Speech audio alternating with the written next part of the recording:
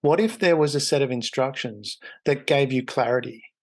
What if those instructions were able to tell you where you are in a specific point in your life and how to move forward, how to move to a different level? That's what Jim Marshall has done. He's created Septemics, which gives you 35 different axes and 7 levels within each different axis to identify where you're at and then how to move to different levels.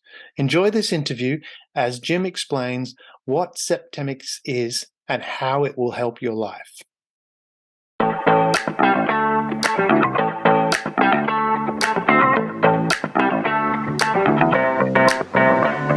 Welcome to eSHAIR.care, an all-inclusive community sharing experience, strength, and hope to create strong, healthy, and inspiring relationships.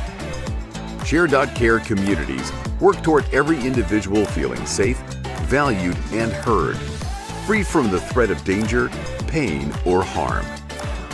Each episode, founder Damian Andrews explores the principles underpinning eSHAIR.care and invites expert special guests to share their knowledge so you can easily reap the benefits so many others experience.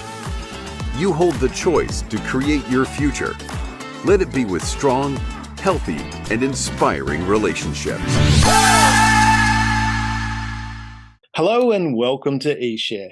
Here we discuss, promote, and share the benefits to all from living in an egalitarian society, including for men. Inaccurate propaganda leads to some men to believe that they'll miss out with equality. The reality, suppressing women is detrimental to men. Creating a world where everyone can contribute equally makes everybody better off. Now, today it's my great pleasure to welcome Jim Marshall to the show.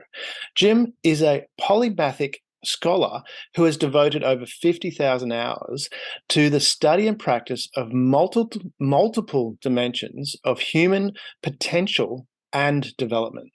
Jim is the inventor and author of Septemics, Hierarchies of Human Phenomena. Sorry, let me say that again.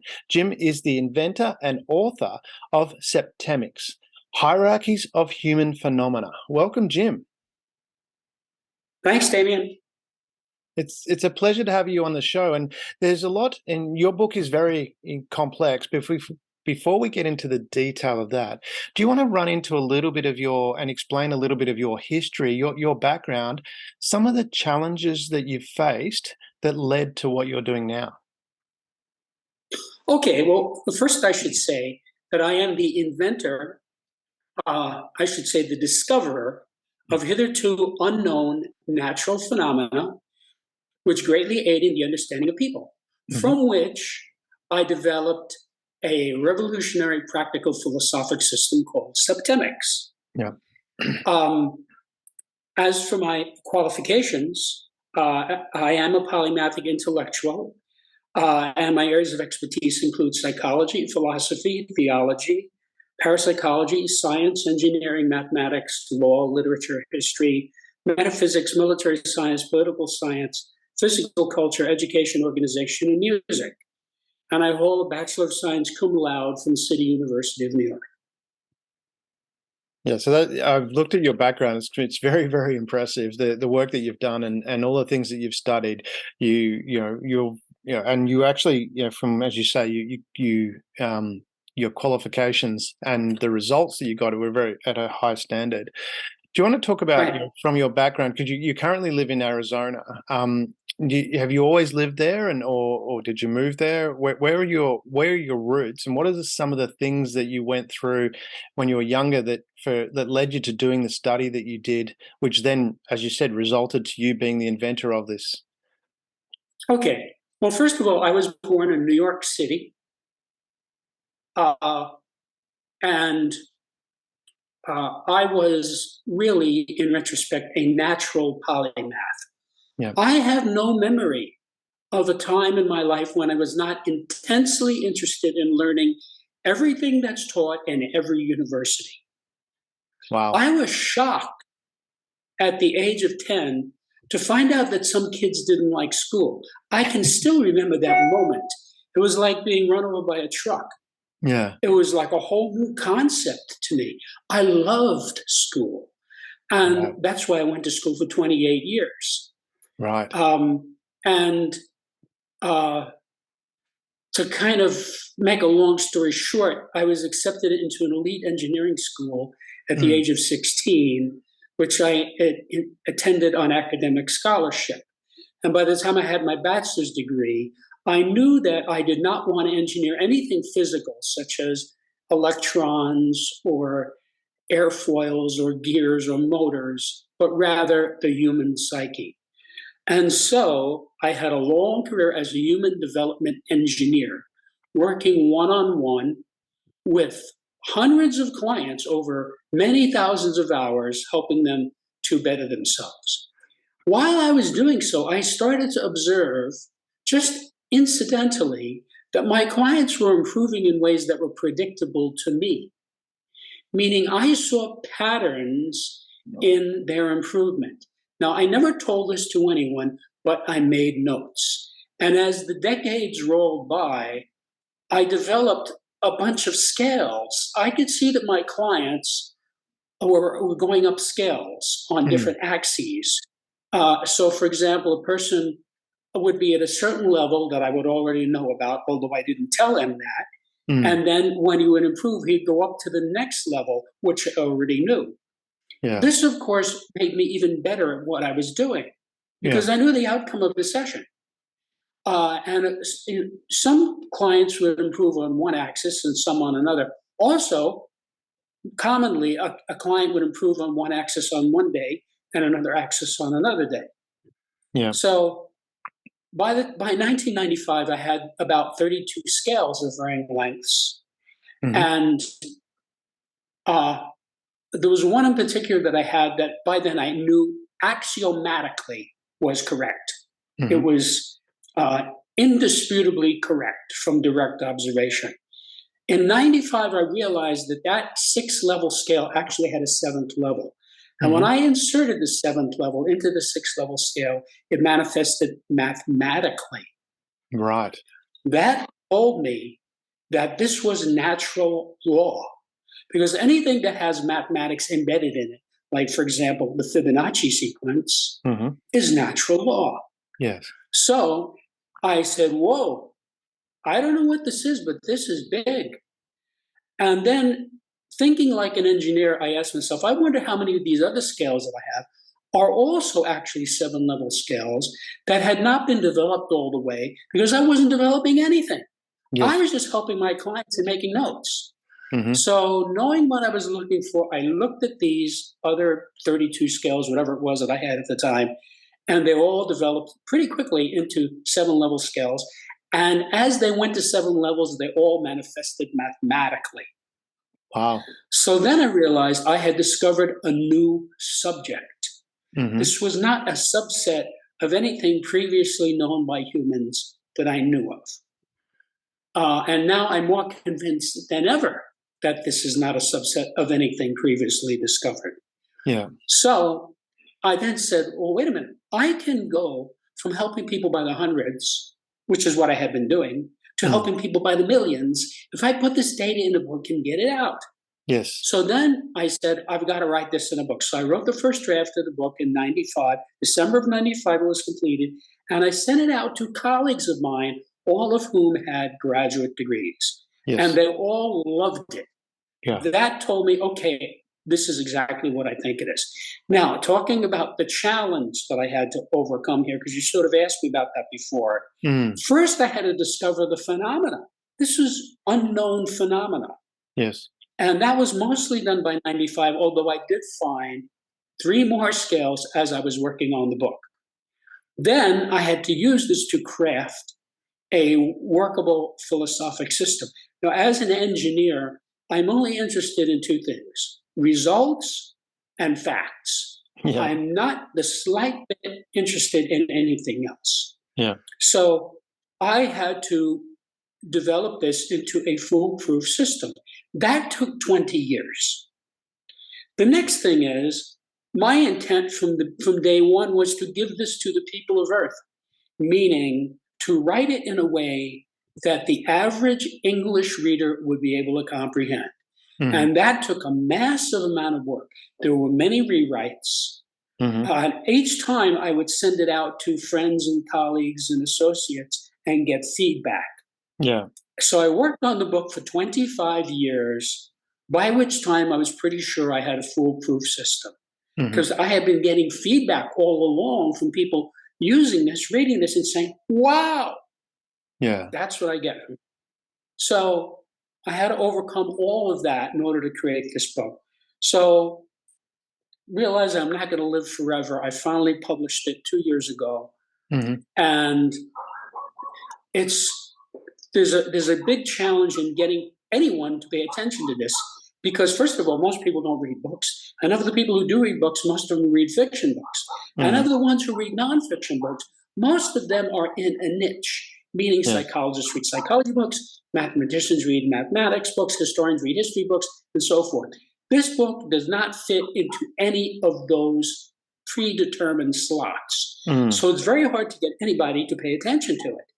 Yes. Most people don't want to hear something that's completely out of their box, which this book is. Yeah. So that is a big challenge that I've had to overcome. And I find that the easiest way, the best way, the most effective way to overcome it is by doing interviews, because I can explain it to people. And nobody who has read this book has ever said, I don't get it, this doesn't make any sense, or anything like that. Mm-hmm. What they usually say is something like, this blew me away. Now, those aren't my words. I don't speak that way. That is what people tell me when they read this book. So that's a little bit of the background of how I got to being the author of Septemics. Yeah. It's interesting the challenges that you talk about in respect of getting people to read the book. Can we go back to, as you mentioned before, you always loved school. Sounds like you always passionately loved school. It was just something that you really loved, that learning. And given the levels of the very different areas you've studied, you have a passion for learning, which is, as you said, majority of people, and I know when I was at school, I didn't love school. I still don't love school. I like learning, but I don't love school. And how did that, from your perspective, I mean, and also too, you said you went and got accepted to one of the best engineering schools at 16, if I heard that correctly. Is that was that age right? That's correct. Yeah. So and that's Pardon quite, me? yeah. That's sorry. Go ahead. I was going to say that's quite unusual from that perspective. It wouldn't be. How did you find you're relating to your peers? People your own age, with that difference. And you have this passion for school and this desire for that. You're very, very smart, and you've got accepted into the school at a young age. How did that connection, work from your perspective? I'm drawing I suppose my only point of reference of connecting that is, from the Big Bang Theory with the character Sheldon, that was, so smart, had just immensely smart, a good human being, but had that difficulty of relating his ideas to other people because it just is so different. What was your experience like as a child and an adolescent, a young adult going through that, and how did you find ways to relate? Well, first of all, I'm familiar with the TV show you referenced. I'm nothing like that Sheldon character. No. I was really, in many ways, a normal kid. In other words, I played sports, I played music, I went out with girls, I went to the beach, I worked around the house, I was kind of I was just a very industrious person. Right, okay, yeah. So the best way to explain this is, while other guys were playing video games, in card games, shooting pool, bowling, going to the beach, going on picnics, I was studying. Right, okay. So I was able to imbibe a massive amount of information because, to me, knowledge itself is inherently valuable. Yes. I'm still like that. Yes. I started school at the age of 3, and I've been involved in education one way or another to this very day. Yeah. So you used your... But I can tell you another thing that's interesting about this in response to your question. Yeah. What I found is I had to break my friends down into separate groups. Like I had Right. one group of friends with whom I would attend math and physics lectures.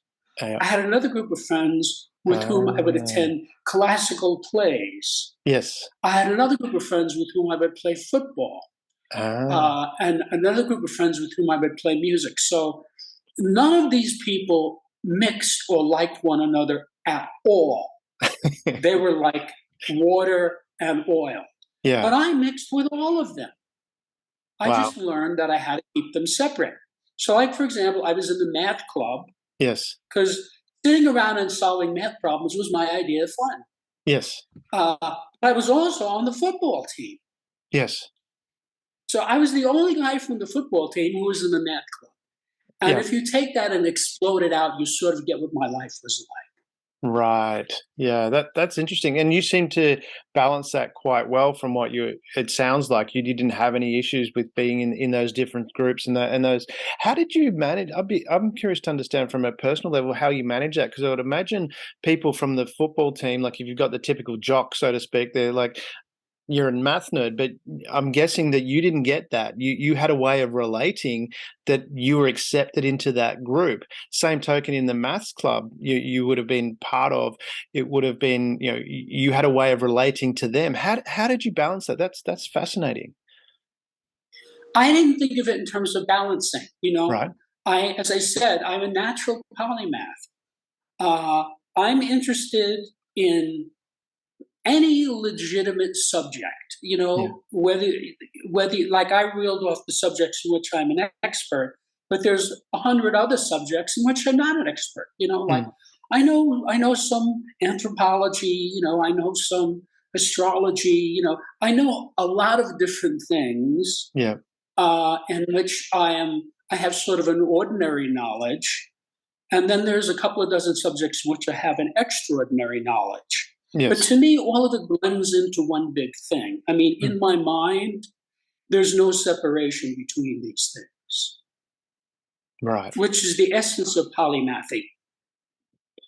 So from your perspective, if I am hearing correctly, you just naturally liked what it was. So I imagine when you're playing football, you not only you liked doing it, you studied it well.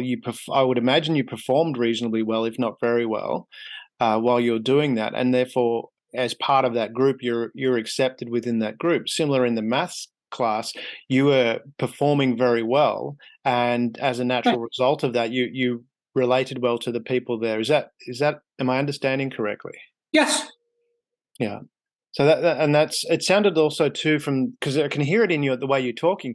You like knowledge, and you have a persona about you that is quite friendly as well. So I would imagine, and I'm putting that out there for the listeners to go, well, because sometimes people go, well, how do I fit into a group? But it seems like you were passionate about it. You wanted to learn.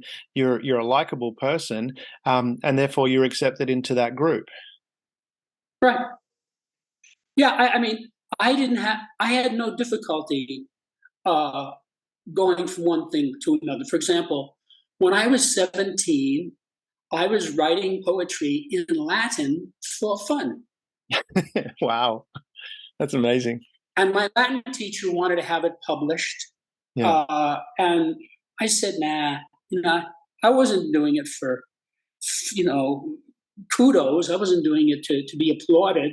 I Yeah. just liked writing in Latin. I mean, I was literate in Latin. I read the Aeneid, which is Yes. a 12-book poem, the greatest work written in Latin, when I was about 17. And it had a major impact on my life.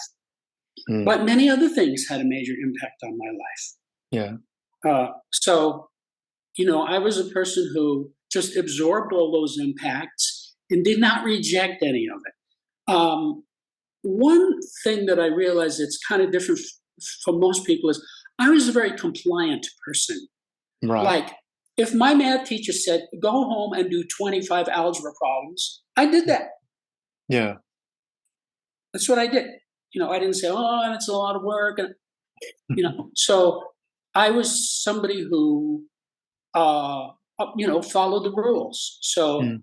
if I did what the teachers told me to do, and because of that, I was able to learn very well from them. What do you think led to that compliance? Was that something that you grew up with as a child? How did that come about? Well, I was raised in a very strict, really sort of 19th century environment Hmm. where, you know, like every Sunday, we all dressed up. I went to church. I came home. We had a big dinner, the whole family. Yeah. Children were seen and not heard. You Yeah. know, the idea of disobeying my parents Yes. never even occurred to me until I was Wow. an adult. Right. And the reason it occurred to me when I was an adult is by the time I was about 18, I knew so much more than my parents Yes. that I had a very expanded mind that Hmm. they didn't have. Yes. So that's when I sort of got the idea that they really were not really in a position to tell me what to do because I knew so much more than they. But I never said that to anybody. I just Yeah. So you went didn't along, have and a I and I when continued. so when you had that awakening, you didn't have a rebellious phase. You just went, No, okay. not. I mean, I had a rebellious phase to the extent that my parents would sometimes tell me to do stupid things Mm, because they didn't know what they were talking about, and I yes. wouldn't do it. Yes. Not that I was being rebellious, they just didn't understand. Yeah. They just didn't have a clue.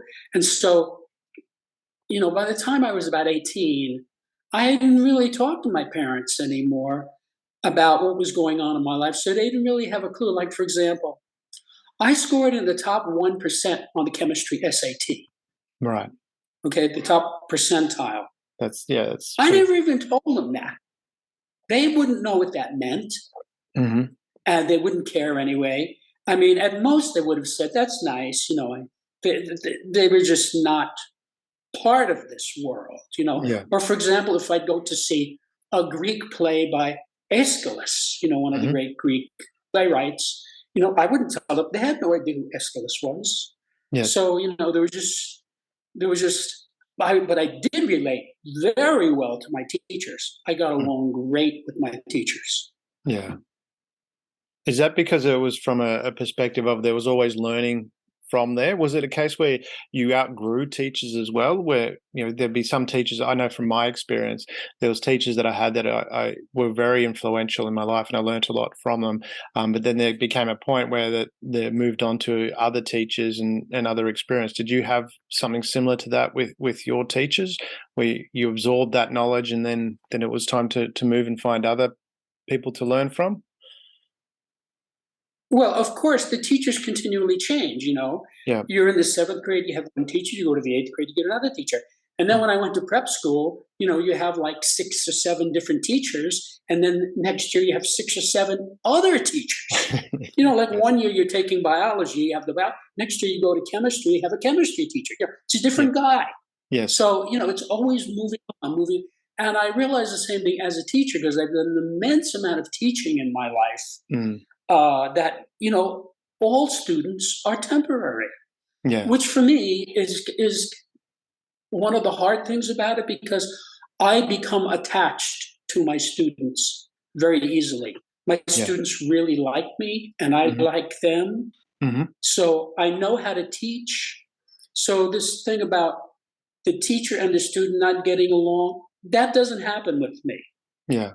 Uh, so I kind of feel bad that okay, well these kids are going away. I'm not going to see them again. No, that's a little hard for me. I mean, I've Yeah. learned how to deal with it because it's the way life is. It's just Mm. like your parents get old and die. That's the way the world is. Yeah. I can see you're very passionate about the teaching side of things and the connection with that. Is that from the growth that you see your students go through? Do you connect to that well? In general, if someone is a decent person, an honest person, you need to say, not sociopathic, Mm. not narcissistic, not a criminal, I connect very well with people. I mean, Mm. it's very easy for me to make bonds with people. Yeah. It could be any people, like the guy who cleans my house. Yeah. I consider him a friend. You Yeah. know, we have a rapport. I don't have trouble getting into a rapport with people. Mm. And I think a big thing in my upbringing was respect. That Yeah. respect was important. And so I'm a very respectful person. Yeah. And that really facilitates a rapport. Because when you treat people with respect, Mm. they get it. They feel it. It's a natural thing. I think that's Now, really of course, important. if you're talking about bad people, there are bad people in the world. I have known some mafia people. Mm. You have to realize in New York years Mm. ago, the mafia was as powerful as the government. Mm. So there were no people in New York who didn't rub elbows with the mafia. Yeah. So it was a question of dealing with them. And I dealt with them very well. They liked me. You know why Mm. they liked me? I was respectful. I looked them in the eye. I smiled. I answered their questions. And there was a genuine respect. Yeah. And I get that in general from people. Like if I go to court, I know law very well. I've won court cases on my own with no lawyer. Mm. I have a rapport with the judge. It's very easy for me to get in rapport with the judge. After a day or two, the judge likes me, or Yes. at least respects me. Yeah. He knows I'm not going to hand him a line of crock. I'm not Yeah. going to break the rules. I follow all the rules. And so it's easy for me to establish a rapport. Even with opposing counsel, it's Mm. easy for me to establish rapport. Now, of course, there are people who are mean and stupid, and those people I don't have in my life. I know how to Yeah. sort of stay away from them. Yeah. And that's a lot of what my book is about. It Yeah. tells you who you should stay away from and who you shouldn't. Yeah, and we'll get into the book in a minute because I think what you've discovered there is really phenomenal. It's quite amazing, but I love the part that you're talking about there, and this is for the listeners as well because you obviously connect with a lot of people, but it sounds like the fundamental principles with that for people wanting to know how to connect with people is the two things that I picked up from that because you mentioned respect a number of times, but also in what you're describing was also being authentic, sorry. I'm making up words now. You were authentic when you were dealing with a judge. You were just truthful and honest and being authentic with the judge. And I'm sure That's right. with your students as well, you're very authentic with the students and straight to the point. Would you say they're key principles to create that relationship with the people who are wanting? Because there are a number of people out there that struggle and go, how do I connect with people? How do I relate to people? And you do that very naturally. But for those people, it seems like that fundamental is one, respecting the other people and you being authentic in yourself. Would they be two Yes. principles for that? And would there be anything else you'd add to that?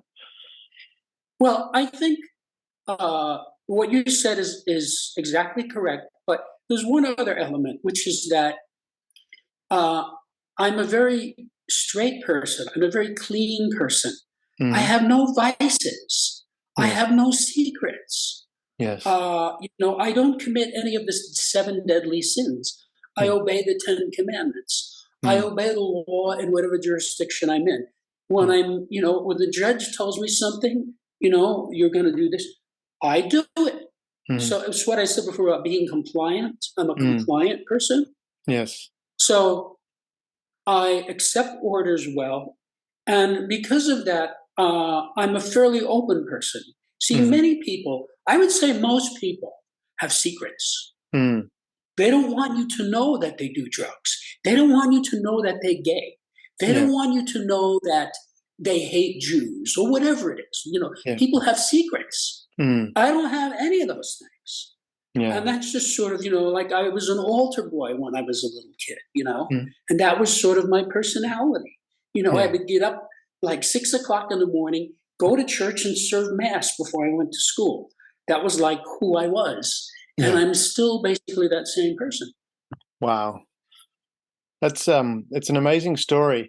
You mentioned too you had and I don't remember the exact word. I was listening to what you said, but from you mentioned something that you had key, and I'm going to use the word awakenings in your life, where key realizations or things that you realized. What were some of those things that the transitions in your life where you had this aha moments? And so we'll get to the Septemics shortly, but other things that led to that. What were some of those key awakenings?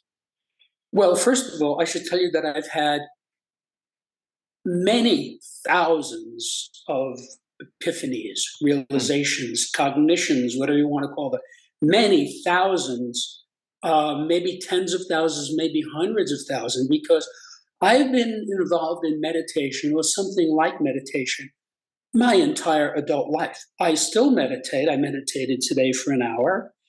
And the more I do it, the clearer my mind gets. Yes. And when I say that, I don't just mean intellectually, I mean ethically. It's very clear to me what is the right thing to do. Mm-hmm. The meditation, so it sort of made me progressively more ethical as I went along. But the big thing I think that makes me different from most people is that my perception is better. I can be in a room with 10 people and observe something, and I will see something that the other 10 people don't see. And that's how I discovered Septemics. Yeah. I saw this data. Yeah. Is that seeing things, is that part of what you have said? Because in the sense of you were studying and you constantly studied, so you've got a greater knowledge of things and being able to perceive something. Because if you don't know that you don't know, you can't see it. Your brain is not going to be wired to even recognize that it exists. And what that means. But the fact that you've studied this, you've also worked with a lot of people, that perception of being able to pick up on little things. And you mentioned that with the clients that you worked with, you would notice things as to what level they were on. Is that part of that experience? Right. Is that part of a journey that someone needs to go on to gain that knowledge, not just conscious knowledge, but unconsciously it seeps in, so you get that sense of intuition? Yes, first of all, I realized when I was about 15, of course, like every other normal 15-year-old boy, I was very interested in girls. Yeah. And because of I was, a well-groomed, athletic person, they were interested in me. Yes. And I found that I could develop a rapport with a complete stranger in 15 minutes. Yeah. I would sit down with some girl, like at a dance, a high school dance, and in 15 minutes, she was telling me her life story. Yes. And I realized that I had this ability to establish a rapport with people.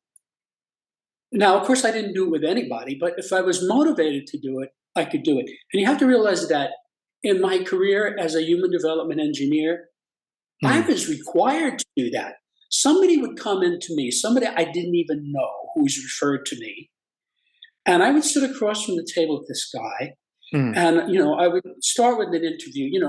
What's going on with you? I'd do an interview and I would make notes. And as I was doing that, I would be developing an insight into the person. So by the time we got to the first actual session, I was in rapport with this person. Yes. So I learned very quickly how to understand people, how to develop a rapport, how to be close with people. Because as a facilitator, really that was my job, because people would tell me things that they wouldn't tell anybody, things they wouldn't tell their wives, things they wouldn't tell their priest. They would tell me. And because of that, I could help them very efficiently. I could get right to what was going on with them. And because I had all this knowledge that I had garnered, I was able to ask the right question. So it's very much about, I don't feel I'm competing with anybody for anything. And that's how I've been most of my life. So there's no ego. It's just, how can I serve? So, I'll have students come to me on any one of 100 different subjects, and I'm there to serve this person. Now, am I better educated than the person? Of course. Do I have a higher IQ? Probably. But that's not how I think about it. I think about it as I'm serving this person.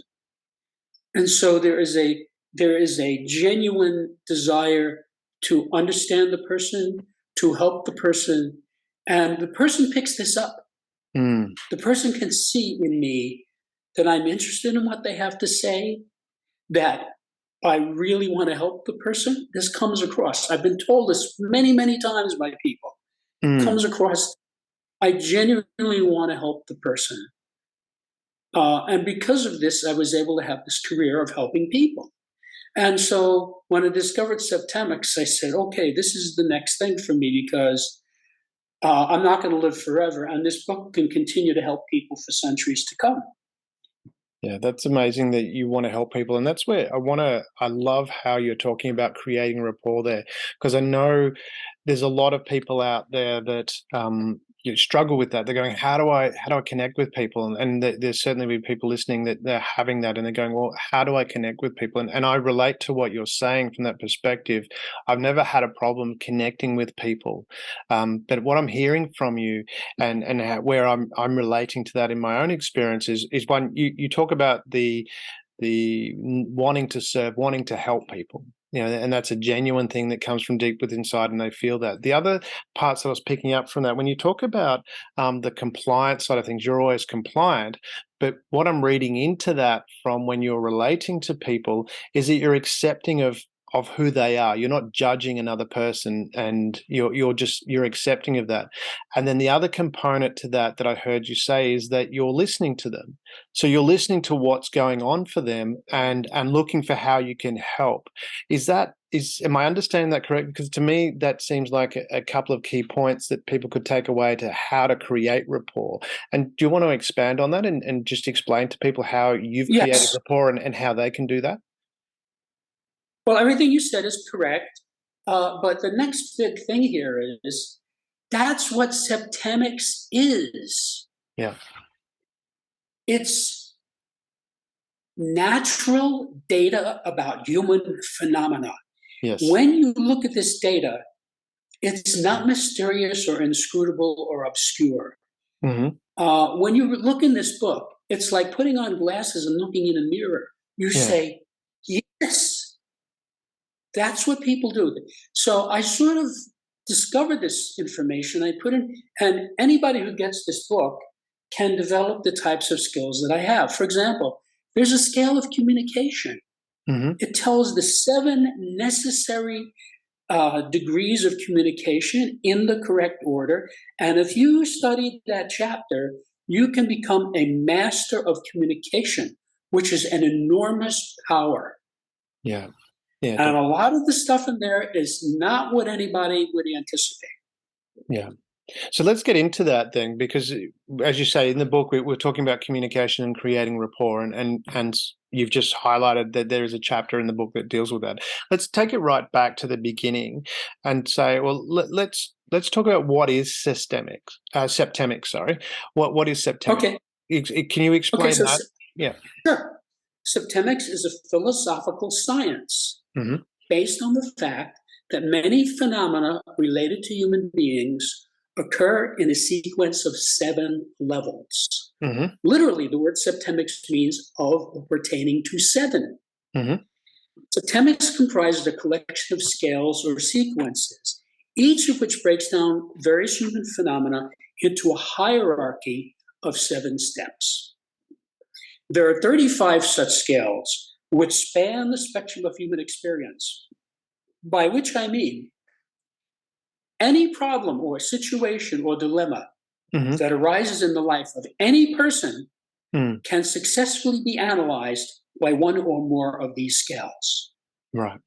So this is like a cookbook for your life.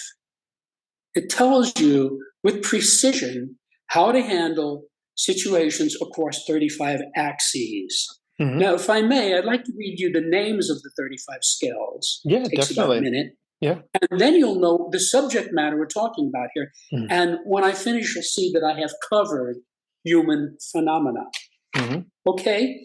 Now, 24 of these scales apply primarily to individuals, and 11 of them apply primarily to groups. These are the individual scales: the scale of basic purposes, the scale of personal influence, the scale of choice, the scale of permeation, the scale of thought, the scale of identity, the scale of evaluation, the scale of motivation, the scale of control, the scale of stopping, the scale of scholarship, the scale of literacy, the scale of human ability, the scale of memory, the scale of spiritual identity, the scale of mental deletion, the scale of aberration, the scale of physical fitness, the scale of justification, the scale of belief, the scale of equanimity, the scale of attack, the scale of conflict, and the scale of reaction.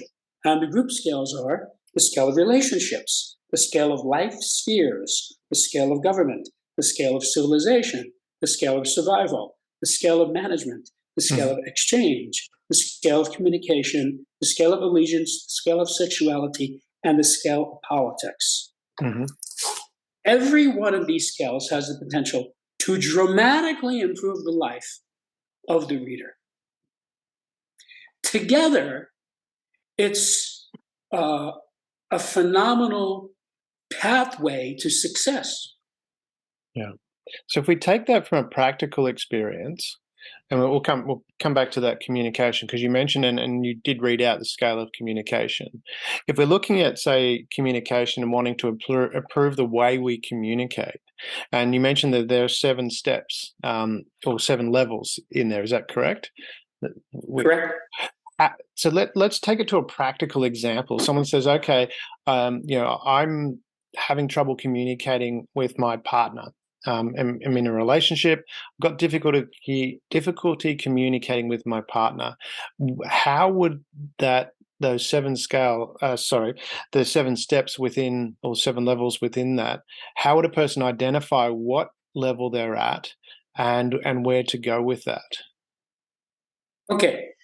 So first of all, the way to do it is this. Let's say you have this friend of yours who's having some difficulty with their mate, right?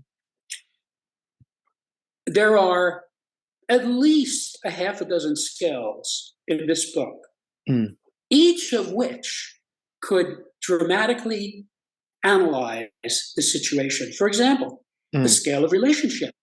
Yes. Just the fact that there are 7 levels of relationship is a revolutionary idea. The person can look at this and find where he is on that scale. What level of relationship am I having? Yes. And look at it from the other person's point of view. What level of relationship is he having with me? You see? Then you can say, well, let's look at the scale of sexuality.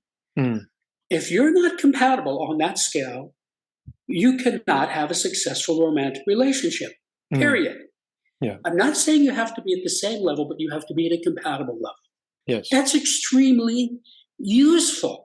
Yes. You can look at this and say, well, I can see I'm at this level and she's at that level. That's an obvious conflict. And he realizes right away, this is not going to work. Yeah. Take the scale of motivation, right? Let's say a guy's dating a girl, right? And he is thinking of marrying her, but he doesn't really understand why she wants to be with him. Well, there are 7 levels of motivation. Yeah. So is it because she loves him, which is the highest motivation of all? Or is it because he drives a Maserati, he owns a yacht, and he flies his own Learjet? Yeah. See, that's a different motivation. And looking at her motivation toward him could be the difference between him marrying her and ending the relationship. Either way, he's better off, because it's the truth. Yes. And you could look at the scale of permeation. Well, what's permeation? Permeation is the basic action of a spiritual being. When 2 people love one another, it's because they're permeating one another. Yes. Where there is no permeation, there is no love. So he could look at that scale and say, oh, I see, I'm pretty low on the scale of permeation. No wonder I'm having trouble. See? So, and he could take the scale of communication and he could look at it and say, these are specific communication skills which I teach in the chapter. And if I can master these and improve my relationship. So you realize this is an obvious example of how anybody could take this book and use it to unravel some situation in his life. Yeah. So there's a lot there to it. Again, as you say, in the relationship side of things, because looking at your list, you've got the scale of reaction as well. I mean, I would imagine that's part of relating to one another. So let's absolutely take that to a more in-depth practical example. And I'll stay with the communication side of things to keep the theme similar. What are the 7 levels of communication, and how would someone look at that and go, well, this is what I'm at? Let's take it through a practical example. Someone goes, okay, I've got a problem with communication, or I'm concerned about communication, or I just want to be better at it. And I want that better in my relationship. So they'll look at, they'll take that scale and go, communication is my area of focus at this point in time. What are the 7 levels within that, and how do we identify where we're at? How do we identify where someone else is at, and what we need to do with that? How do we make that into a practical? Can you give that in a practical sense what someone can actually do to use that tool? Okay. Well, first of all, you asked me several completely different questions there. Oh, okay. As regards to the scale of communication, here's what you have to understand. If you take white light and you direct it through a prism, it comes out as a rainbow. Yes. It comes out as a spectrum, right? 7 colors. Yeah. That is a natural phenomenon. That is what each of these scales do. In other words, in the area of communication, there are 7 components to communication. Yes. And they occur in a hierarchy. So you learn skill number 1, you master that, and then you learn skill number 2, and then you learn skill number 3. The interesting thing about this, when people think about communication, they think about talking. Yes. I have to tell you, first of all, 3 of these skills do not involve talking at all. Yeah. A lot of what's wrong with people is they don't know how to listen and how to shut up. Yes.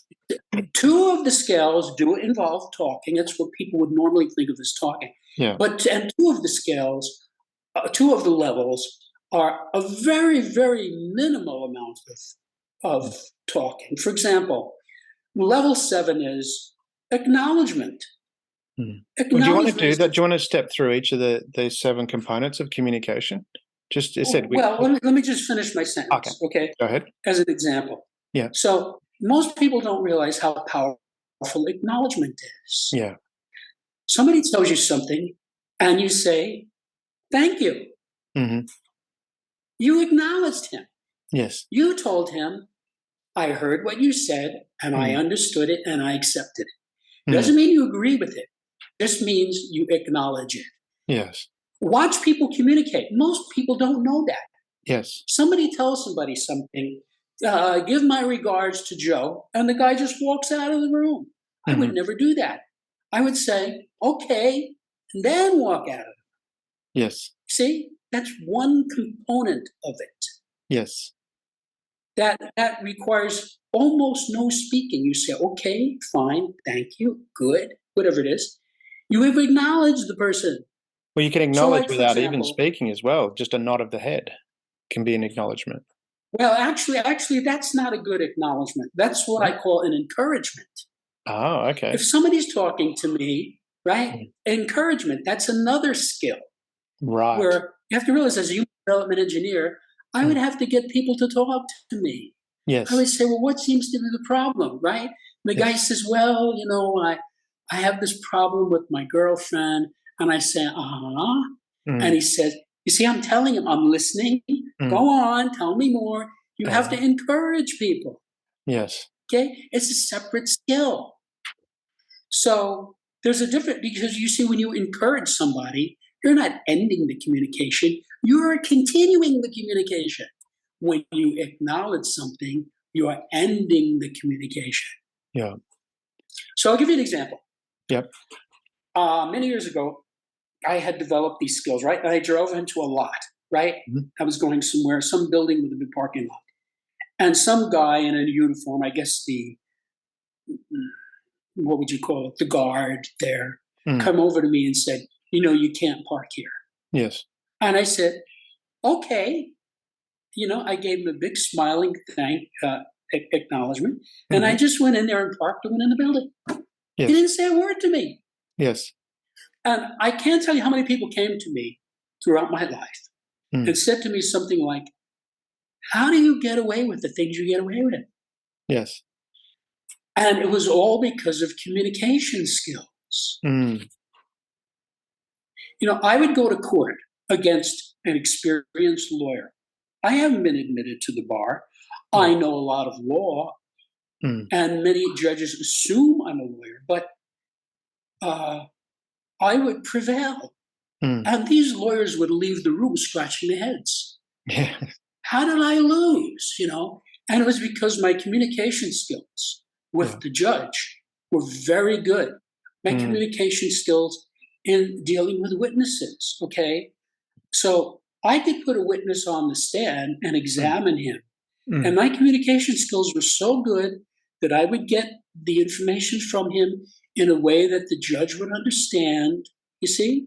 And that worked across the board in my whole life, like with girls, like I could meet a girl, I could pay attention to her, use these 7 communication skills.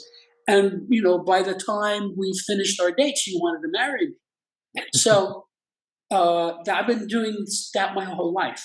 Okay. Yeah. Now, of course, as I went along, I got better and better and better at it. And eventually it became I discovered the scale of communication. So communication is 7 components. Now, I want to say something here. Each one of these 35 scales could be a whole interview by itself. Yeah. And I don't particularly want to do that because then people are not going to find out what Septemics is. So I talked a little bit about communication. If I may, I'd like to tell how this is of benefit to people. Sure. Go ahead. Okay. So I wrote this book to help people. Each of these 35 scales provides the user with an infallible way of determining the salutariness or beneficialness of any group, individual, or activity. If the group, individual, or activity moves persons up these scales, it's beneficial or positive. If it moves them down, it's detrimental or negative. This is very specific. More importantly, just finding out what level you or another person is at on any scale is by itself enlightening and beneficial. And finally, once you know the actual level of a person on any scale, you can improve that person on that scale by moving them up one level at a time. Okay, so all of these advantages represent major steps forward for society. Each of these scales is an axis against which to evaluate human behavior, and combined, they empower one to understand, predict, and manage human affairs to a degree hitherto unattainable by most. Yeah. That's what this book is about. Yeah. So how do they do that? How do we, as you say, when you say this is what the benefit of people, what are some of those benefits that they get? How does someone's life improve? What is an experience? Can you give a practical example of what someone's life, how their life has changed? Sure. I can give you many examples. So here's a little anecdote which answers the question, how do you do this? How is this useful? About 22 years ago, I was talking to a friend of mine. When this book was in its early versions, it was in a transcript form. Yes. He didn't know anything about this at all. And we were talking about politics and government, as guys often do. And I said to him, wait a minute, let me show you something. So I opened up my transcript to the scale of government, and I just handed it to him. I didn't say anything. I just handed him this paper. So he took it, and he looked at it. And in about 1 second, he pointed, and he said, right there, I'm right there. He found his level on that scale without my even suggesting that that's what it was for. That's how user-friendly this is. So people look at this. So, for example, a guy will look at this, right? He's not thinking about his mother-in-law at all, okay? I says, hey, look at this. And he'll get down to level, let's say 5, and he'll say, wait a minute, this is my mother-in-law. This is exactly how she is. Yes. He then has a grip on her, what she is, how she thinks, what's going on with her. And so the guy will have a realization about his mother-in-law, even though he wasn't even thinking about his mother-in-law. That's how efficient this is. So I have to tell you, people tell you their levels. Yes. If you just observe someone, observe the way they act and listen to what they say, they will tell you what their levels are. Yeah. And when you know somebody's level, that tells you a lot. For example, motivation. What's more important than knowing someone's motivation? A person will tell you his motivation if you let him.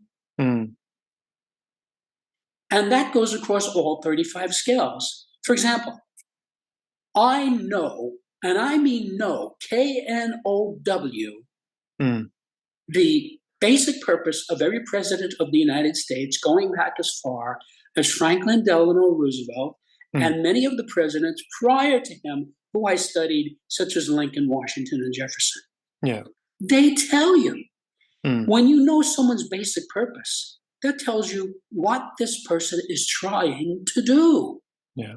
That's the most basic thing to know about somebody.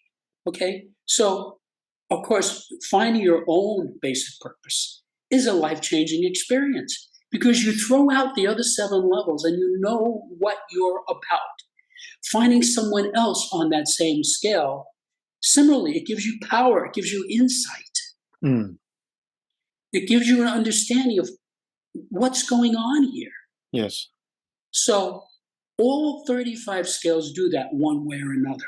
So you just find one that's appropriate. You have to realize that most situations can be analyzed by multiple scales, 3, 4, 5, 6, 7, 8 scales. So it's not like it's some big mystery. You have to find the right key. Yes. You just pay attention to the person and say, I wonder what this person's motivation is. So you listen to him and you observe him and you look at the 7 motivations. Now realize you are selecting from among 7 choices. Yes. Which is not a hard thing to do. For example, if I were to go out on the street here and ask some guy, well, what's your wife's motivation toward you? He would look at me like I was from Mars. And he would probably say, how can I know that? There's millions of motivations. Actually, there are only 7 basic motivations, and all the others are subsets of these. Yeah. So I have done the heavy lifting by isolating the 7 levels, which everybody can count on. So you're only choosing from among 7 choices. Yeah. So a person will look at this, and what usually happens is in a matter of seconds, he'll find a bracket. Let's say a parent's son is having trouble with school. Common problem. There's a scale of scholarship. Yeah. And you could say, come here, Johnny, look at this. Let's assume the kid is 12 or 13 years old. He could read this book. So you say to him, read this glossary. So he reads it, right? Because you want him to know the definitions of the words, right? And you say, look at this scale. It says right there, scale of scholarship. So he knows what we're talking about. Yes. He'll look at it, and in about maybe 20 seconds, he'll say, well, I can see that I'm either at 3, 4, or 5. Yeah. Okay, good. Now let's have you read the text and see if you can isolate it. So by now he wants to read the text because he says, this is interesting. He reads the text and he comes back to it and says, well, I can see now that I have read it, I'm at level 5. That's not so great. No wonder I have trouble in school. By getting him to find his level, you now can focus him on moving from level 5 to level 4, and he will be able to do that. Yes. Now, if he at level 5 tried to move to level 1, 2, or 3, he would fail because it's too steep a gradient. Yeah. So I have solved the gradient problem. Each of these scales is gradients. Yes. So, you see, many people have situations, but they don't know what to do about it. And the reason they don't know what to do about it is they don't know the gradient. Yes. So, for example, let's say you have a guy, he's 100 pounds overweight, right? He's unhappy about that, right? Yeah. But he doesn't know what to do about it. So he could come to me. I've worked as a professional trainer, and I could find the right gradients for this guy. Now, I wouldn't say to him, go out and run 5 miles. Number one, he wouldn't do it. Number two, if he did do it, he would hate me because he'd be sore the next day. Yeah. So, but I might say to him, how would you feel about walking 1 mile a day? And he would say, well, I can do that, right? So the guy, let's say he goes to his local track, he walks around the track 4 times, that's 1 mile, right? And at the end of the week, I would say to him, how did you do? Now, if he says to me, this is pretty tough, I'd say to him, okay, keep doing it. I would have him do it for another week. If he said to me, it was hard in the beginning, but now I'm having no trouble, I say, great, let's try 2 miles a day. You see, that is the gradient for this person. Yes. If I have some 18-year-old kid on the track team and he comes to me for training, I wouldn't do that. I'd say, well, how much are you running? He'd say, well, I run about 10 miles a day. I'd say, okay, good. Let's keep doing the 10, but let's have you do some lifting, And I have to look at him and I'd say, well, this guy looks like he can curl 20 pounds on one arm. I'd give him 20 pounds. I'd say, let's see you curl this. How many can you do, right? And he'd say, well, I can do about 12. I'd say, okay, I want you to do 12 on each arm 3 times every day. Yeah. See, that's the right gradient. He might say, this is a little hard for me. I'd say, okay, let's do 15. That's true across all human behavior, all human phenomena. You have to have the gradient. If you don't have the right gradient, you cannot succeed. Yeah. So that is why the data in this book are vital for every human being and can help you to achieve your goals faster and easier by explaining what might otherwise seem to be inexplicable or random. So from that perspective, when you're talking about the scales, so it's a level of competence. Each scale is a different level of competence and you need to move from one to the other, or because I may have misunderstood when you were talking about communication, you mentioned that acknowledgement is one of the levels of understanding, but I also, and maybe I misinterpreted, saying of communication, whereas encouragement is also another level, but they would seem complementary, not one after the other, or am I misunderstanding that? So that's what I'm trying to understand with the scales. Is it a skill set that then builds on another? Because you were talking about from a fitness perspective, someone, if they're unfit, they've obviously got to go through steps before they can. You can't go from being unfit and overweight to running a marathon. It's just not going to work as you described. So are the scales, is it required to pass through one scale to move to another, or are they the level of skills within that you need to be competent and then you move within those skills as well? First of all, you have to realize that each of the 35 scales is unique. Right. Okay. You cannot learn anything about scale A by studying scale B. Yeah. This is good. That is why it spans the spectrum of human experience. Also, it's why it's powerful in helping you resolve situations, because it comes at things from a different angle. See, like as I said before, if a guy's having trouble with his girlfriend, what is the problem? Is it a permeation problem? Most people don't even know what permeation is. It's a powerful thing. Yes. Okay? And once you know what it is, you can develop it. You can move yourself from whatever level you're on to another level up. Yeah. But take communication, that's another thing. You could look at it and say, well, I can see that I'm pretty good at this and this, but I'm terrible at these other 5 things. You see? So he needs to master all 7 things. Right.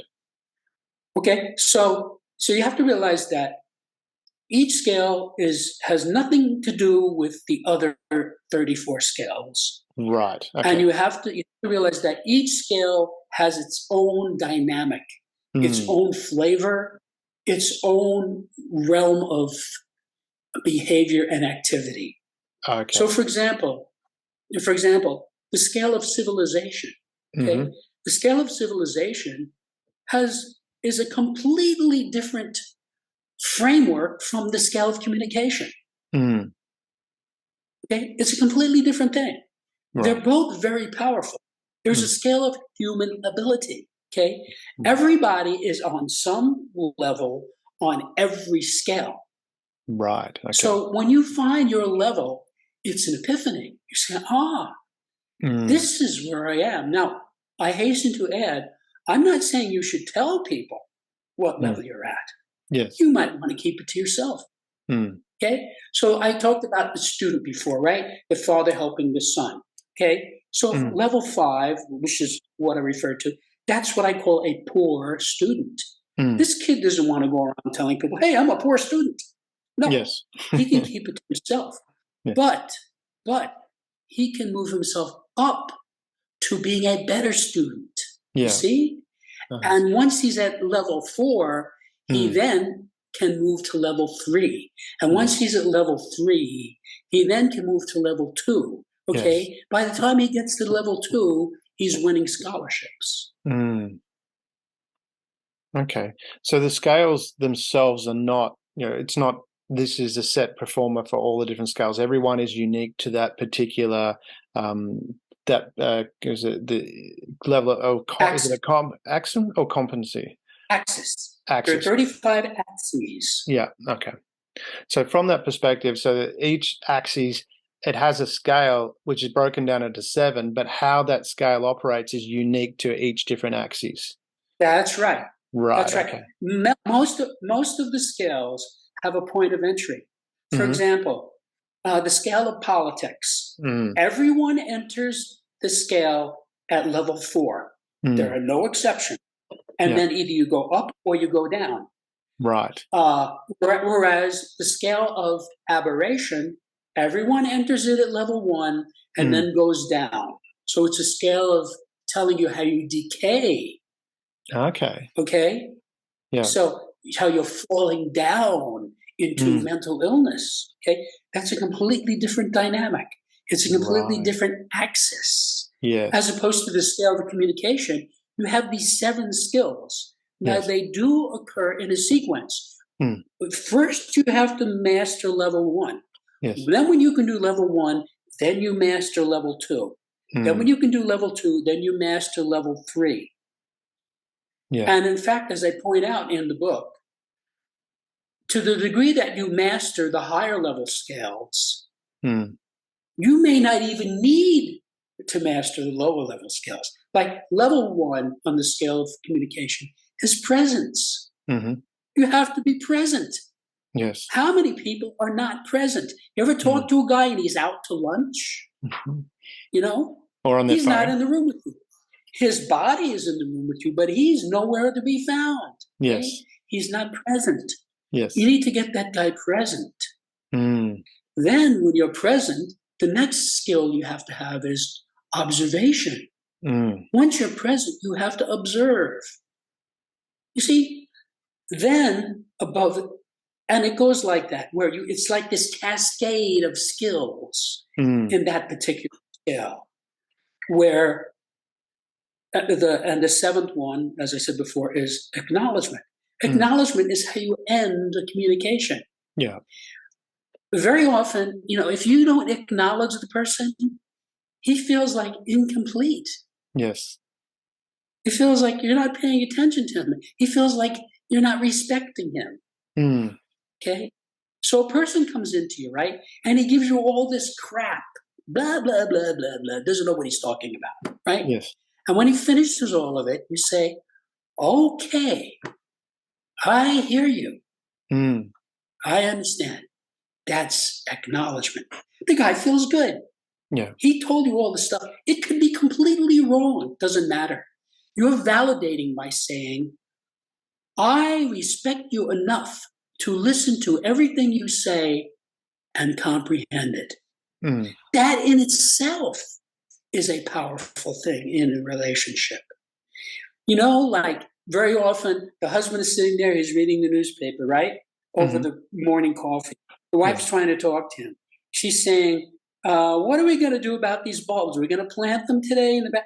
They said, nah, he's not really paying attention to her. And Yes. she gets exasperated. She says, pay attention to me, Yes. right? And then he puts down the paper and says, what? What did you say? Mm. You see, that's not a healthy relationship. Yes. A good relationship, as soon as the wife starts to talk, the guy immediately puts the paper down, pays attention to her. Mm. He's present. He's observing her. Yes. And then when she says, what are we going to do about the bulbs? See, then he can come back to her and give an appropriate response. It could be, well, we'll plant them this afternoon. Or it could be, well, I don't have time to do it today. Let's talk about it tomorrow. See, that's a completely different response. Yes. But either way, the wife's going to be happy with that. Yeah. You see? So each of these 35 skills is a different axis. It's a different dynamic. Yes. Sometimes you enter at level 7 and you work your way up, like in the scale of human ability. Everybody enters at level 7. Yeah. Okay? And then to the degree that you're developed that skill, you move up the scale. So obviously the scales are very different from one another. And that's good because it gives you different ways of attacking the same problem. Right.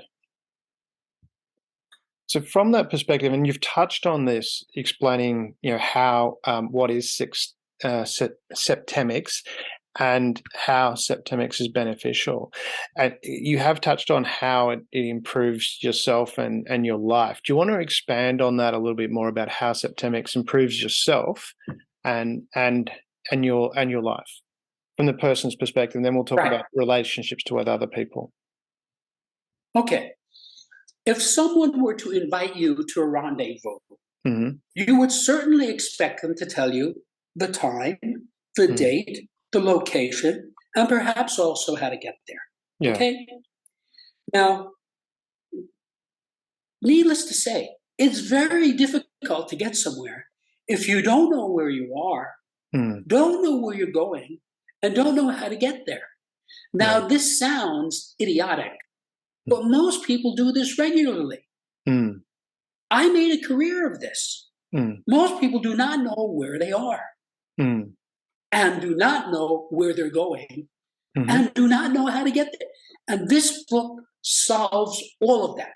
It tells you across 35 axes where you are. The next level up is where you're going if you succeed. The next level down is where you will end up if you fail. Okay? So this is extremely helpful to all persons. If you can read English and want to improve yourself or your life, this book is for you. Yeah. And so from that perspective, as you're saying, there's a broad range. 35 axes. 21 of them are individual ones, and did I understand that correctly? 24 individual, 24. 11 group. Yeah, so 11 group. Sorry, I've got the list in front of me. They just don't have numbers on them, so I'm looking at it going. So there's 24 individual ones, and so that's a very broad range of areas where, as you say, it covers all aspects of life. So you can look at any aspect of your life. So from a personal perspective, you're looking at improving yourself, and as you said, from maybe an identity, because you have the scale of identity. You're not sure who you are. You can look at that. So what would a person do to improve their life? So I'm really not sure who I am. Talk us through that process of going, well, what are the 7 levels? What would they do? How would they work through that process to improve their life? Well, if the client came to me and asked me that question, who am I? I don't know who I am. I would not necessarily direct him to the scale of identity. Right. Because I would want to find out what's the situation here? What's really going on? Let's say a guy comes in and says, I can't get along with my wife. It's a common problem, right? Then I would pay attention to see what are his communication skills like. I might get him right into the scale of communication. I have taught many people how to communicate properly. Mm-hmm. It is a powerful thing. Mm. And I give examples in the book, and I would work with him. Right? I have Yeah. actual drills in the Yeah. book. How to develop this skill, this skill, this skill, this skill. And then eventually, when he would get really good at that, he would miraculously be getting along with his wife because he would be handling the communication. Yeah. You see? So it depends on what is the situation here. Mm. That's what I really want to know, because then you have to figure out, well, what scale is going to apply?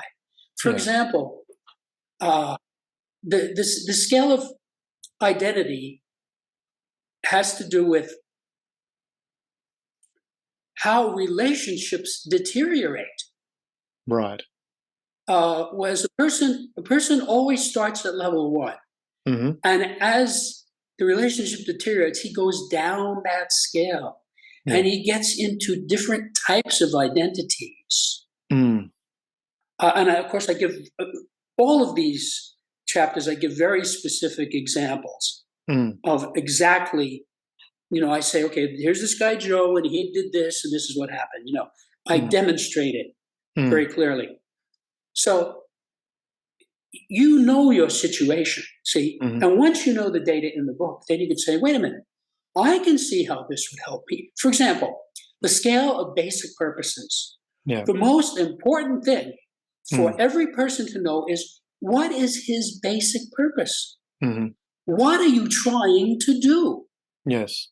There are only 7 levels. Yes. And a person will look at the scale, guaranteed, if he understands it, and remember, there's a glossary, if he understands it, he will, in seconds usually, throw out several of the levels. We'll say, well, I can see that I'm either at 2, 3, or 4. See, he's already thrown out 4 levels. We don't have to pay attention to those. Yeah. Then as he studies it, okay, he can narrow it down. And when he finds his basic purpose, he will love you because you just opened a door into his psyche. Right. He'll say, no wonder. Mm. And I'll give you a historical example. Most Americans know the story of Alexander Hamilton and Thomas Jefferson, right? Mm-hmm. 2 of the founding fathers. They did not get along at all. Jefferson despised Hamilton. Okay? There's a musical about Jefferson's that. basic purpose was, what's that? I said there's a musical about that. It's playing in Melbourne at the moment. So I haven't seen it, but yeah. You mean Hamilton? Yeah, correct. Yeah, it's about Hamilton. Yeah, okay. But it's a very famous story, and we have hundreds of letters, not only from those men, but from all the people around them, George Washington, John Adams, as to what was going on. So we know exactly what happened, okay? Hamilton's purpose, basic purpose, was to conquer.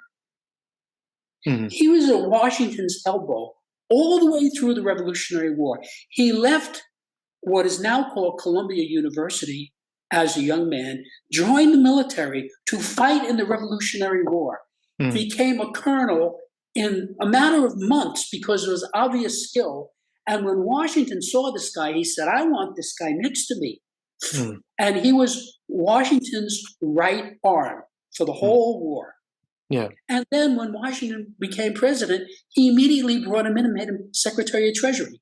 So we're talking about somebody of enormous skill. His basic purpose was to conquer. This is a different type of person from Jefferson. Jefferson's basic purpose was to achieve wealth. He wanted to win. And if you study him, he did win. He won and won and won and won. But, when the English finally got far enough inland during the Revolutionary War to get to Jefferson's home, he fled. He heard they were coming, he got on his horse, and he got out of there.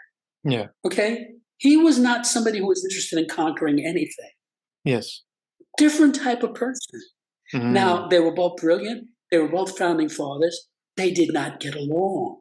Yes. And if you understand that Hamilton was a leader, and the basic purpose of a leader is to conquer, and that Jefferson was a winner and the basic purpose is to accrue wealth, you Mm. realize it's easy to see why these two guys didn't get along. Yeah. So eventually, Washington tried to keep them both in his cabinet, Yeah. struggled for years, and eventually Jefferson left. He Yes. said, "I'm out of here." He hated Hamilton so much. He just didn't want to be around him. Mm. Okay. So he was Secretary of State, which is the second highest post in the government. Yeah. He retired because so this is like a way of understanding a historical situation. Yes. And this is true. The book is filled with examples where I talk about famous people and what level they were on different scales. Yeah. And when you get that, for example, Alexander the Great. Alexander the Great was a leader. Mm. His basic purpose was to conquer. Well, it explains his whole life. Yes. He conquered the known world. He was the greatest general in history. Mm-hmm. He went against larger forces, greatly outnumbered, and defeated them over and over and over. And Yes. he went as far as the civilized world extended, which was to India. Okay? So he was a natural leader, and a leader wants to conquer. Mm-hmm. Now, you can say, well, conquest isn't a good thing. Well, that's a question of whose ox is being gored. Mm. I mean, when the Allies conquered the Axis powers in 1945, for almost everybody, that was a good conquest. It was even a good conquest for the Japanese, the Germans, and the Italians. They did very well as a result of that conquest. Mm-hmm. Instead of having crazy people running their governments, killing anybody who got in their way, they were able to set up democratic governments where they could choose their leaders. So it's a question of, you can't just say conquest is bad, because conquest can mean many things. Yes. When Abraham Lincoln was a leader, he was determined to conquer the Confederacy. It was because of him that slavery was ended. Yes. Without him, it would have gone on. And it's because he was a leader. Leaders suffer terribly because they're down for the struggle. They're willing to die for the cause. No. Winners are not like that. Winners want to win.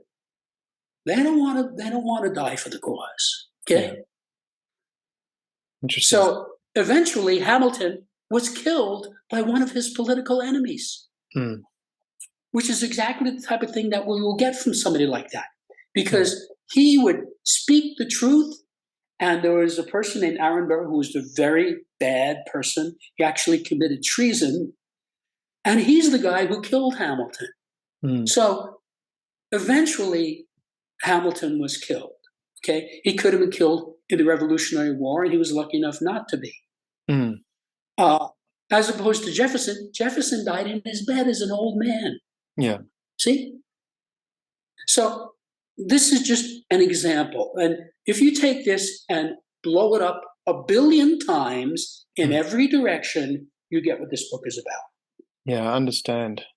So from that perspective, that's how we're helping ourselves. And when we take that a step further, and we're going to look at how does Septemics, the book, help your family, your friends, and business associates? You want to talk us through that? Sure. Well, earlier I gave the example of the parent helping his son who was having trouble in school by using the scale of scholarship, right? Or let's say you have a mother whose daughter is going out with some guy, right? The mother doesn't really like this guy. She might say, "What's this guy's motivation?" And he can have the daughter look at the scale of motivation and say, "What is this guy's motivation toward you?" Now, remember, the daughter is selecting from only among 7. Yes. So if she studies the chapter, she should be able to find the guy's motivation. Yeah. And whether it's a good one or a bad one, it's good news because it's the truth. She's getting to what's really going on here. Is this a guy I really want to get married to? Is this a guy I really want to go study with? And she might say, she might realize, yeah, this guy loves me, and they get married. You see, so there are, you have to look at a person, right, and you see the person has a problem. The best way to introduce somebody to Septemics is to find a person who has a specific situational problem, help him resolve that specific problem using a specific scale or more than one scale. I recently had a client who's in negotiation, some big deal, a lot of money involved, stock and everything, okay, with a corporation. And I was counseling him on this, how to negotiate, how to approach this, how he should present himself. And he came back to me later. He said, I found out that this guy is really kind of unstable. He's on psychiatric drugs, and I said, well, you really want to go in business with this guy, So I was able to get him to parse the situation and see, okay, well, if they want to offer me a lot of money to do X, okay, I'll do it. But I'm not going in business with this. Yeah. Okay. So a lot of people might say, oh, I want the money, not pay attention to that. Big mistake.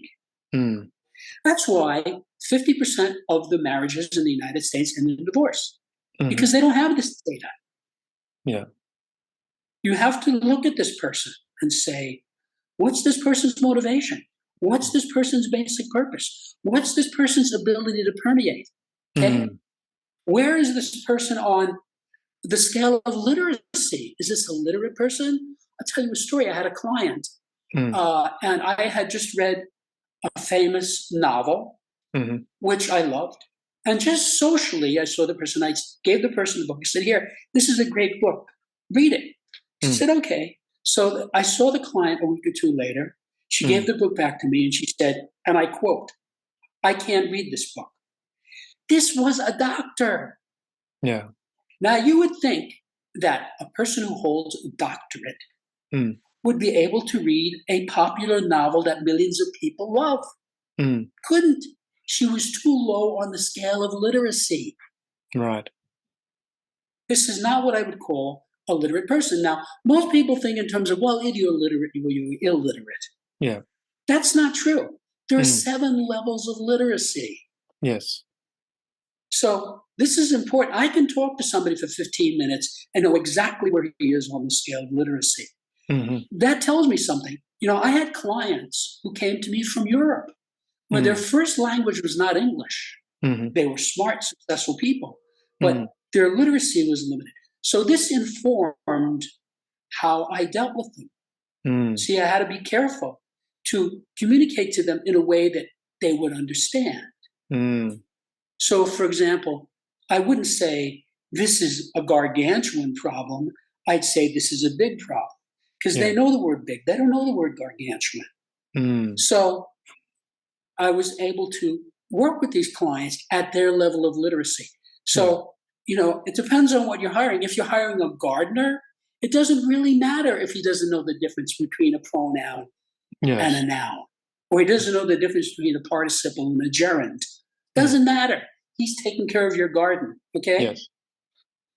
But if you're hiring somebody to ghostwrite your book, that's another thing.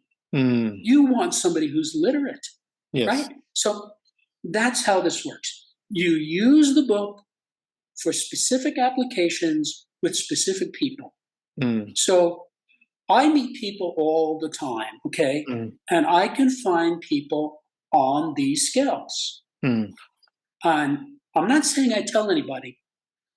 You should never tell anyone the level of anyone on any scale. It's counterproductive. Now, if you want to help somebody, help him to find his level. Yes. So let's say, you got a guy, he's a millionaire, he lives in a palace, but he can't get anywhere with women, right? So he's your friend, you want to help him. Yes. So you can pick out any one of a half a dozen of these scales and say, take a look at this scale. Okay, read the glossary, study the scale. Where are you on this scale? And when he finds his level, he will be happy. He will be smiling. He'll say, yeah, I see. This explains a lot. This explains why I have trouble with women. You see? Yes. And then you say, okay, let's move you up one level. Yeah. So now he knows what he's going for. It's specific. It's not some vague thing. You see? He knows what the level is. He knows what the next level is. Yeah. And he can get to the next level if he tries. Yeah. So that's what you focus him on. And that's across all 35 skills. Wow. So from that perspective, I mean, Ian, you've said many times that this applies to everyone, and you've given examples for that. How do people, what's the best way of reaching you and finding the books available on Amazon? Is there any other ways of getting the book? Is there any other parts? Is there any other training to go with the book? Do you want to tell us about what you actually do to offer to help people in that regard? I know you do one-on-one sessions as well. Do you want to talk through all those different aspects where people can reach you and services that you can provide them directly? Well, the first thing I want to say is I invite all of your viewers to go to septemics.com. That's SEPTEMICS, where you can see what many readers have said about the book, what many journalists have written about the book, what the reviews are, and you can even read sections of the book itself. Once you do that, there's also a 15-minute recording of me explaining the subject for a new person. Yeah. So once you go through the website and you see it lists the, 120 interviews I've given, so you can see how much of a reach this has. Right? Then you can say, oh, okay. So then it's in hardbound, it's in softbound, and it's in ebook. Yes. So obviously the hardbound is more expensive than the softbound, which is more expensive than the ebook. So ebooks are cheap. So for $10 American, you can get this ebook and you can completely transform your life. It's not a big expense. And here's the best thing about this. I went through a lot of trouble to make this book stand on its own. Yeah. Once you have the book, you don't need anyone else. You don't have to join a club. You don't have to take a class. You don't have to hire a facilitator. You don't have to join a religion. You don't have to do anything like that. Yeah. It's you and the book. Now, of course, to understand any book, you have to understand the words in the book. But realize, number one, there is a glossary not only in front of all 35 chapters, but even in front of the introduction. Yeah. So I'm giving you the definitions of the words that I'm using. That's number one. Number two, each of the 35 scales has a name. And that name is given as a synonym. So there's a depth of understanding right there. And then each of the 7 levels has a name. And each of those names has a synonym. So just when you read it, you get depth of understanding. You say, okay, I see what he means. So by the time you go through the glossaries and you read the scales with the synonyms, and then I'm very careful to explain it in a very basic way so that anybody can get it. After you read it, you'll get it. You say, oh, okay, I see. And then you can look at it and you will start having realizations willy-nilly. You'll have realizations about yourself. You have realizations about, like, for example, there is this scale of choice. Well, the biggest theme in human history is freedom. That's why we fight wars. That's why we have lawsuits, right? People want to be free. Well, what is freedom? Freedom is the ability to choose. If you can choose, you're free. And if you can't choose, you're not free. So the scale of choice is fundamental to basic human happiness. Yeah. So you can look at this and say, where am I on this scale? Okay. And you can say, where is my brother on this scale?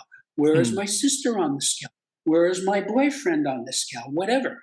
And that explains a lot to you. For example, people often wonder how maniacs like Hitler and Stalin and Pol Pot and Mao come to power. Mm. There are people who can't make a choice and don't want to make a choice. Mm. They want somebody else to make the choice for them. Now, Yeah. these are very downscale people, and most of us are not like that.